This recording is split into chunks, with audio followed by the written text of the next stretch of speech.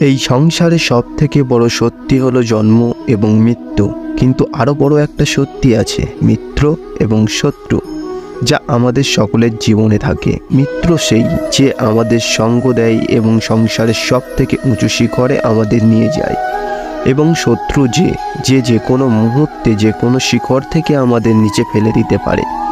এবার বিচিত্র ব্যাপার হলো এটাই, আমরা নিজেরাই এদের সাথে নিয়ে চলি, নিজেরাই এদের পালন করি। প্রথমে বুঝবেন এই শত্রু এবং মিত্র কারা। আপনার নিজের মন, আর কেউ নয়। এই মনই হলো মিত্র। যখন তাতে ভারসাম্য বজায় থাকে, তা নিয়ন্ত্রণ থাকে, তা প্রবৃত্ত হয়। কিন্তু যদি এই মন নিয়ন্ত্রিত করতে না পারেন, যদি আপনাকে সে নিয়ন্ত্রণ করতে শুরু করে, তখনই সে আপনার সব থেকে বড় শত্রু হয়। সেজন্য এই মনের উপর নিয়ন্ত্রণ রাখতে শিখুন, এতে ভারসাম্য বজায় রাখতে শিখুন। তাহলে আপনার এমন এক বন্ধুকে পাবেন যে আপনাকে এই সংসারের শিখরে নিয়ে যাবে। তাহলে আমার সঙ্গে বলুন, রাধে রাধে।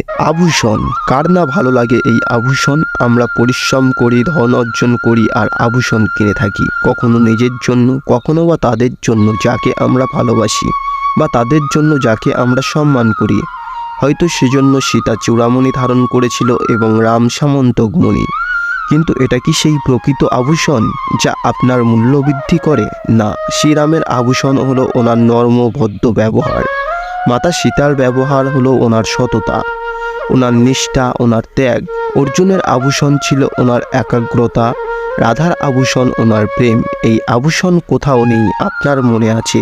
যদি আপনার মনে মিষ্টতা থাকে, তা শান্ত হয়, তাতে সততা থাকে, নিষ্ঠা থাকে এবং প্রেম থাকে, তাহলে আপনার অন্য কোনো আভূষণের প্রয়োজন নেই।